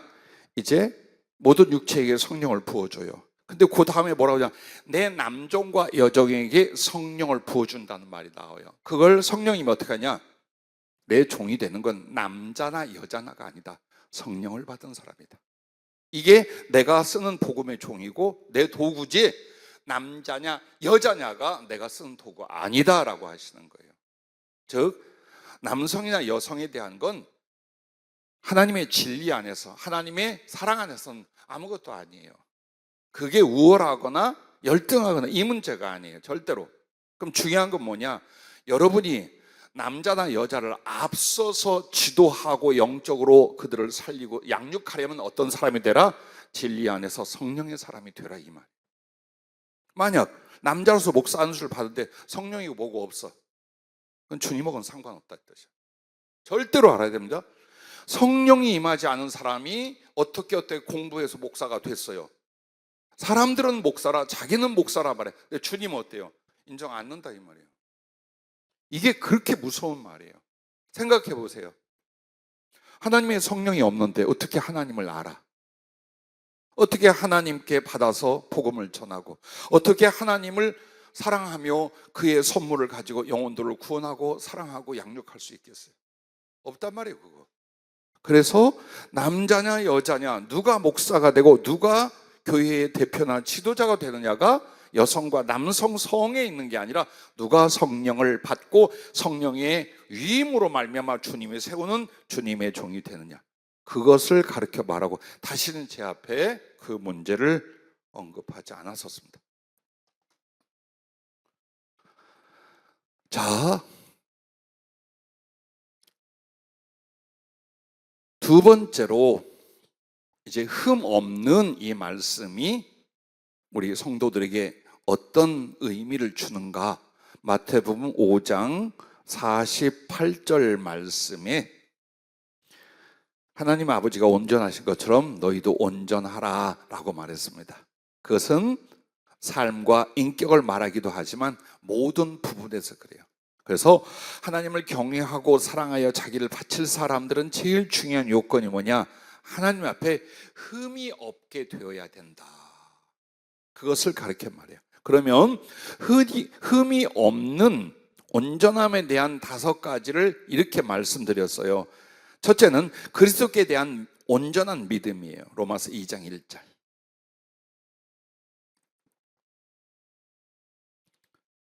자, 가장 중요한 것은 여러분과 나에게 있어서 온전한 믿음, 한마디로 믿음으로 말미암아 의롭다함을 받는 이 부분을 가르쳐 말하는 거예요. 그리고 두 번째로 하나님께 성결한 몸과 마음이에요. 로마서 12장 1절과 2절. 자, 그러면 이게 뭐냐, 여러분과 내가 온전한 믿음을 먼저 갖고 그 다음에는 몸과 마음이 하나님을 향한 성결해야 된다. 그럼 그 성결이 뭘로 이루어지냐, 순종이라는 거예요. 그 성결과 순종은 나눠지지 않아요. 그러니까 우리가 더욱 하나님께 몸과 마음으로 순종하면 할수록 성결해지는 거예요. 그게 성결이에요. 혼자 깨끗한 척하는 것이 아니라. 그래서 이 2가지가 흠 없는 하나님께 드려질 성도요. 세 번째는 말씀과 성령으로 거듭남이에요. 절대로 거듭나지 못한 사람은 만약 그가 깨끗하다, 의롭다, 착하다라고 하면 자기의 힘으로 자기가 자기를 위해서 한 거예요.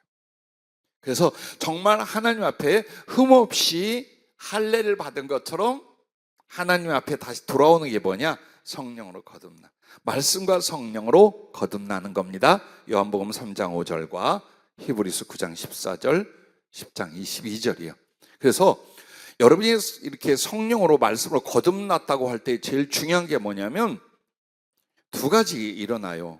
하나는 하나님 말씀으로 말미암아 여러분이 순종하여 여러분의 영혼이 깨끗해져요. 그래서 악했던 나의 마음들 속에 하나님을 찾아가고 닮아가는 선한 양심이 만들어져서 이걸로 하나님을 섬기는 거예요. 그리고 중요한 건 형제들을 진심으로 사랑하기 시작해요. 이웃들을. 이 2가지가 제일 중요한 성령으로 거듭난 표예요. 그래서 오늘도 어떤 분을 깊게 상담하는데 영적 체험을 많이 했어요. 그래서 제가 한마디 했어요. 귀신 무당이나 귀신들을 통해서도 영적 역사와 체험이 일어난다. 그러나 하나님의 성령으로 말미암아 일어나는 것도 있다. 그러나 이것을 어떻게 분별할 거냐? 중심을 봐라.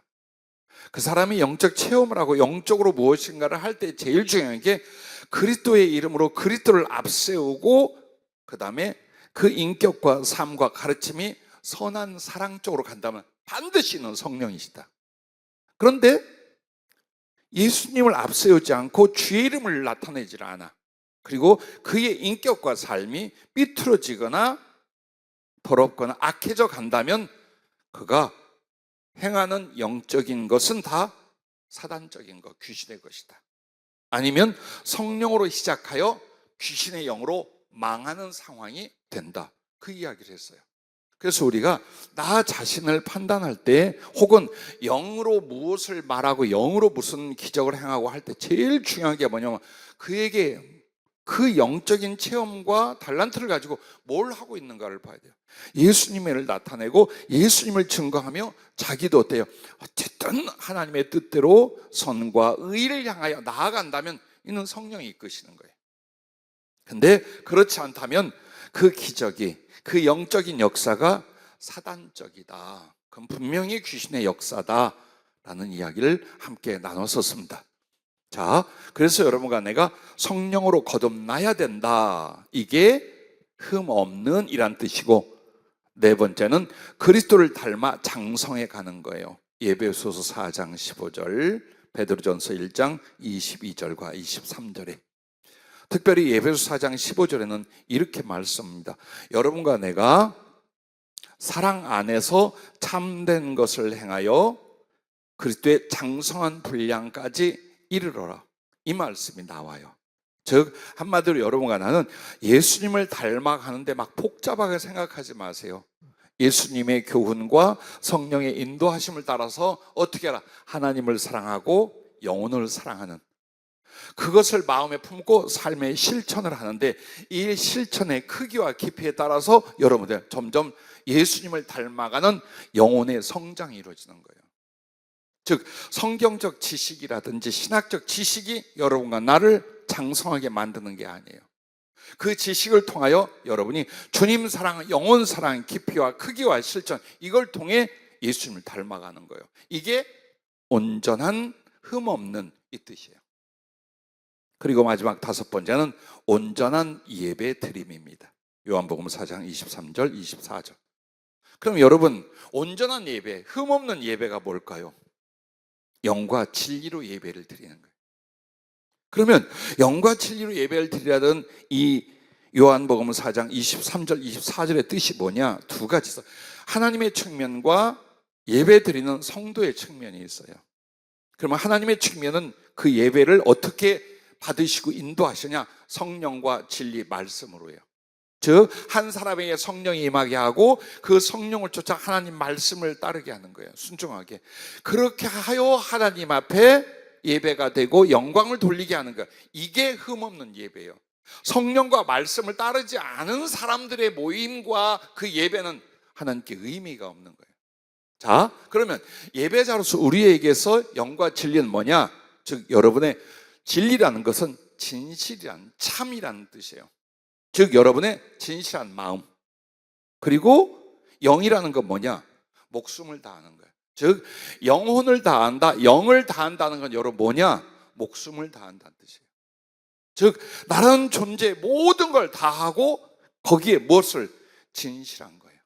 목숨을 다한 이 예배, 진실한 마음과 사랑을 쏟는 이 예배가 되게 만드는 거예요. 무엇을 따라? 성령과 말씀을 따라 나는 내 목숨과 나의 진심을 쏟는 예배자, 예배가 되는 거예요. 그게 흠없는 예배, 흠없는 이란 뜻이에요. 우리에게 주신 구원이나 주님의 보혈이나 말씀, 성령을 의지한다면 우리가 이렇게 못 살 게 없죠. 그리고 여러분에게 다시 말씀을 드립니다. 최고의 이상을 말한 거예요. 여기에 미치지 못하면 너는 끝이야, 너는 가짜야, 이 말이 아니라 이 방향을 향하여 끝없이 기도하고 노력하는 그 믿음, 그 가슴이 그게 은혜요, 그게 믿음이요, 그게 구원받은 상태예요. 그래서 언제나 주님이 여러분에게 낙심을 주고자 율법이나 명령을 말하는 게 아니에요. 그 방향으로 나아가게 만드는 거예요. 이게 믿음이란다, 이게 사랑이란다, 이게 구원받은 생명이란다, 그걸 말해주는 거예요. 그래서 여러분은 뒤로 물러나지 말고 제자리에 멈추지만 말아요. 끝없이 주의 말씀과 더 사랑함을 향하여 나아가는 것, 그것만을 노력할 수 있기를 바랍니다. 자, 세 번째 있는데 이건 다음에 할까요? 그래요. 여러분에게 에너지가 지금 굉장히 많이 소멸이 된 것 같아요. 제가 그래서 올라올 때 커피를 들고 오세요. 커피. 우리 김민경 집사님은 내가 알기로는 술 못하는 것 같은데 이건 많이 꺾고 커피잔을 다 건데요. 알아요. 옛날에 술 먹어본 사람은 저 손이 마실 줄 아는 거 아닌가. 너무 자연스럽네. 죄송합니다. 세 번째는 충성된 일꾼에, 이거는 다음에 하도록 하겠습니다. 제가 한마디로 수컷소, 흠없는 수컷소가 뭐냐? 하나님 앞에 이제 충성된 일꾼들은 이런 상징, 이런 것이다라는 건 이제 나중에 하도록 하겠습니다. 사실 이렇게 많은 분량을 여러분과 나누는 것은 여러분에게 한꺼번에 다 집어넣기 위함이 아니에요. 이게 성경 공부 교재나 책으로 나갈 자료를 열심히 기도하고 성경을 찾고하면서 만들어 나가는, 그래서 여러분이 이해해 주시기 바라며, 어느 단원이 끝날 때에 여러분에게 이 교재를 나눠 드릴 거예요. 작성한 걸. 근데 왜 미리 안 주냐? 알잖아요. 미리 주면 아무것도 안 넣는다는 거예요. 심지어 성경도 안 찾아볼 건데 뭘. 응? 내가 40년 동안 여러분을 겪었어요. 어린아이부터 주의종 목사님들까지 다 겪었어요. 가끔 목사님들 중에 옛날에 이렇게 훈련시켜 이렇게 작성했더니 인터넷에서 따오는 사람도 있더라고요. 그래서 제가 웬만하면 안 당하려고 그래요. 여러분에게 한꺼번에 많은 지식과 정보를 주는 것도 중요합니다만, 여러분이 얼마나 애쓰고 수고하고 노력하는가가 훨씬 지식과 영적 진보를 가져오기 때문입니다. 자, 오늘 말씀 속에 여러분 혹시 궁금한 게 있거나 하실 말씀과 질문이 있으면 잠깐만 받고 끝내도록 하겠습니다. 흠없는 수컷, 서로 번제를 드리자면 흠없는 수컷으로, 주님이 이런 분이고 또 성도가 하나님께 드릴 땐 이렇게 하는구나, 그걸 오늘 공부를 했습니다.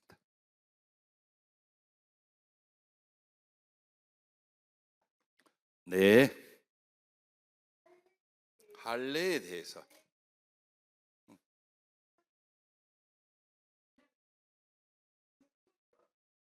껍질, 표피,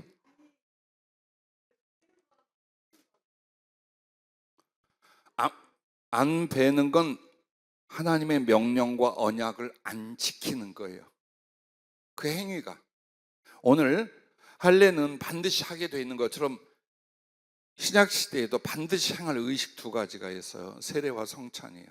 이걸 고의로 안 받으면 믿음이 없는 거고 구원이 없는 거예요. 어떤 것도 마음의 믿음이지만 반드시 지켜 행하라고 한 게 세례 받는 일과 성찬에 참여하는 일이에요. 그처럼 구약 성경에는 할례를 받는 게 당연히 해야 된다라고 하신 거예요.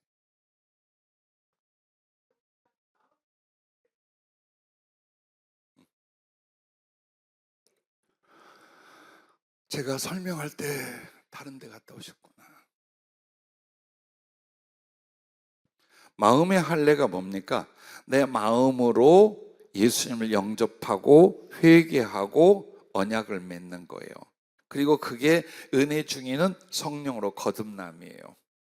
그리고 여러분이 물과 성령으로 세례를 받는 게 뭡니까? 그게 바로 마음의 할례, 하나님의 접붙임이 되고 하나님을 믿고 섬기기 위한 서원이에요. 맹세예요.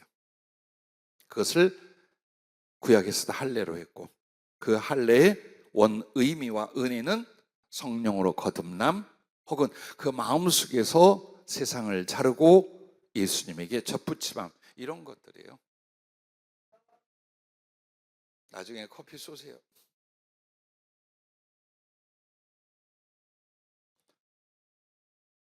또 다른 질문 있으십니까?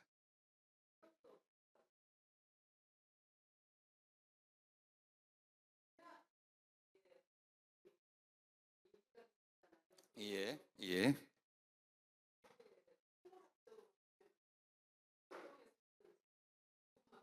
생물학적으로 할 것 같으면 하나님의 기적이 아니죠.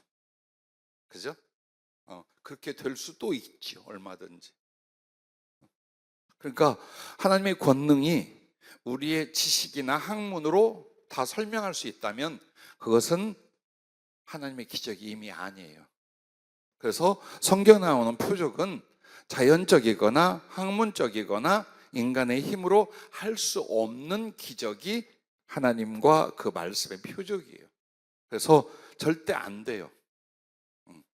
그 일은 생물학적으로 절대 일어날 수 없어서 기적인 거예요.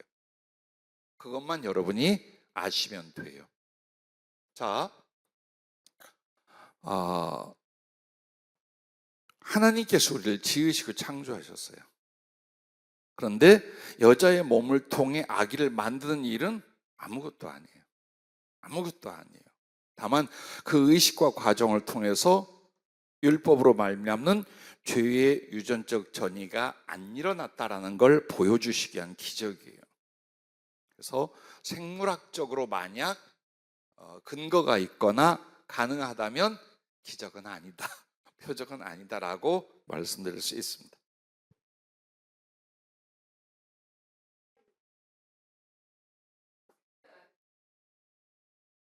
그게 쉬운 표현은 사실이에요. 하나님의 말씀은 과정, 허락 없어요. 그냥 당신 말씀하면 이루어져요. 그게 하나님이고 전능자예요.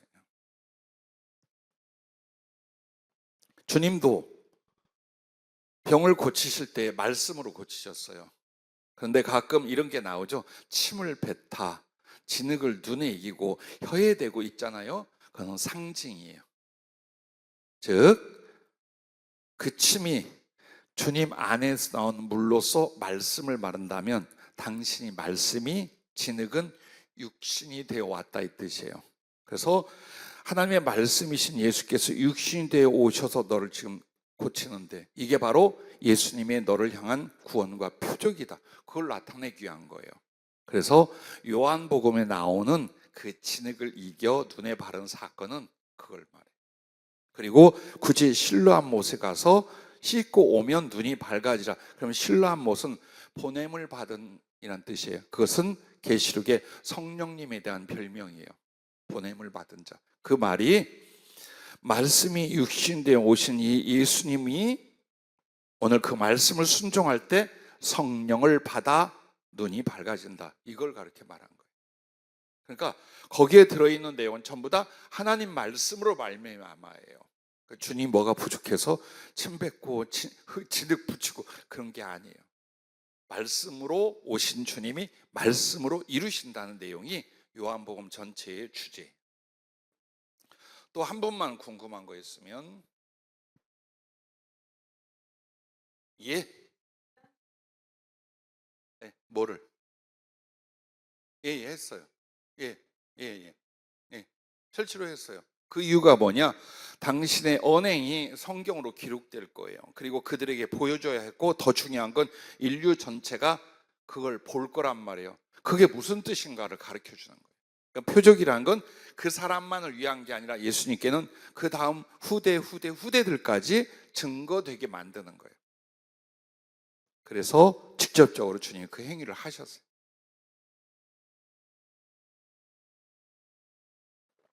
그러나 여러분은 그렇게 하면 안 돼요. 특히나 내 침 뱉어서 남의 혀에다 대고 열려라 뭐 이런 거 하면 안 돼요. 그럼 어떻게 할 거냐? 여러분이 말씀이 나왔으니까 하나만 조언을 드리면, 자, 환자를 위하여 여러분은 모든 환처에 손을 대고 기도할 수 있어요.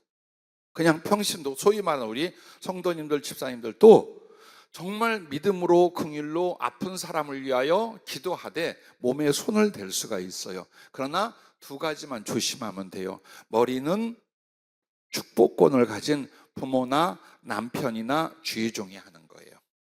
물론 여기 아프다고 해서 대주고 뒤통수에 놔라 할 수 있는데, 소위 머리에 대고 하는 안수는 주의 종이 성도들에게, 그리고 아버지가 자녀에게, 혹은 남편이 아내에게 할 수 있다. 그게 덕이야. 원칙은 아니로되 덕이에요.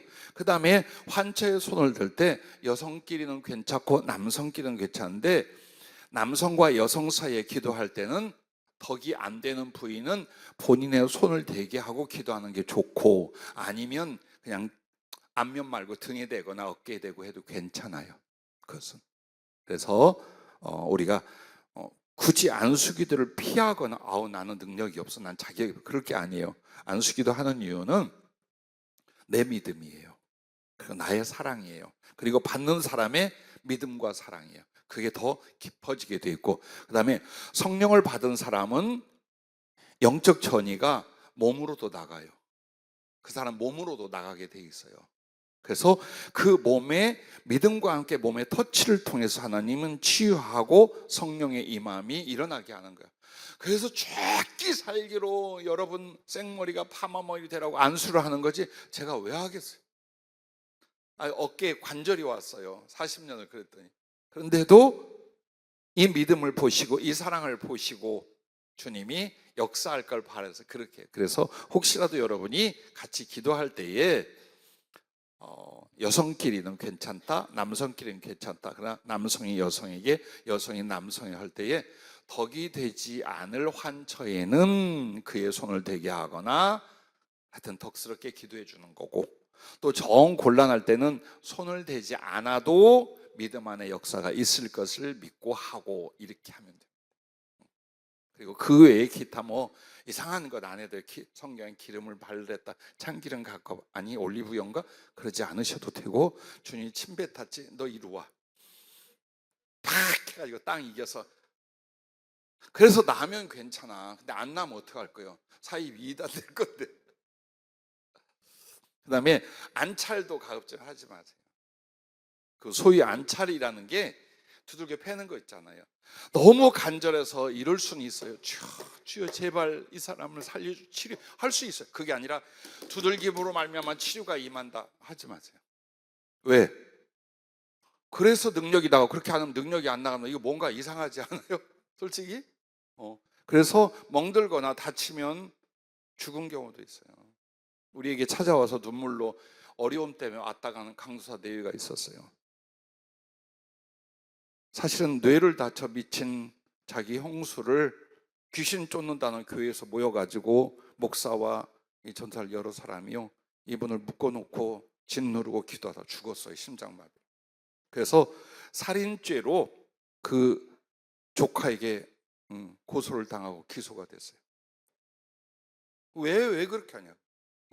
진 눌러야 하고 묶어놔야 하고. 아니요, 제일 중요한 건 이 사람이 귀신 역사인지 아니면 다른 것인지, 아니면 뇌를 다쳐서 그런지 정신적인 병인지 귀신이 하고 있는지를 영적 분별을 해야 귀신을 쫓아낼 수 있어요. 그냥 요래 보니까 너 사단 역사한테 예수 이름 물러가라, 근데 이게 마음대로 안 돼, 너 좀 나한테 맞자, 아니요, 그런 거 아니에요. 그래서 정말 여러분이 이렇게 걱정되어 기도해 주실 때 영분별이 안 된다 그러면 복음을 전하고 위하여 기도만 해주세요. 제일 중요한 건 내게서 어떤 능력이 얼마나 나오느냐가 아니에요. 그건 내 행위야. 내 자랑이 될 수 있어요. 중요한 건 항상 어느 사람에게나, 특히나 귀신 역사와 영향을 받을 때 제일 중요한 건 복음을 듣게 하는 거예요.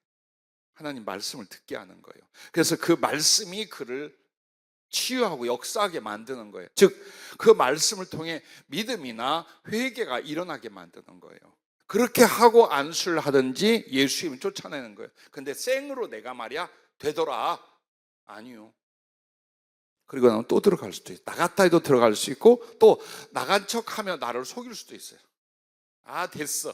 아니, 안 나갔어. 내가 말하니까 아이고 무서워, 그래 나 나갈게. 근데 안 나가. 나는 분별을 못하니까 내가 말해 기도할 때 귀신 나갔어 하고 가버려. 절대로 그러는 거예요. 그래서 어떤 사람이든지 그가 뇌를 다쳤거나 정신적으로 아픔을 겪거나 귀신의 역사에 있을 때 여러분 어때? 영적 분별을 할 수 있으면 해라. 그러나 항상 그에게 하나님 말씀이 들어가게 해라. 거기에 따른 믿음과 회개가 일어난다면 성령의 역사는 반드시 일어나요. 근데 이 부분이 안 되잖아. 여러분이 아무리 죽기 살기로 기도해도 안 바뀌고 안 나아요. 주님은 표적을 행하는 게 목적이 아니에요. 사람의 영혼을 변화시키는 게 목적이에요. 그래서 그런 걸 아시고 하면 큰 유익과 또 실현과 실수가 없습니다. 기도하겠습니다.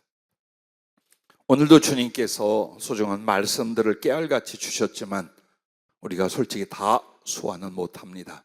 두고두고 말씀을 상고하고 공부하면서 깨닫고 믿고 적용하고 전할 수 있도록 도와주시옵소서. 특별히 우리의 뇌력을 붙들어 주시고 하늘의 지혜와 지식의 말씀들을 더하여 주시며 덧붙여 영분별과 장래일을 알리는 은사까지 허락해 주시옵소서. 예수님의 이름으로 감사하고 기도하옵나이다. 아멘. 할렐루야. 수고들 하셨습니다.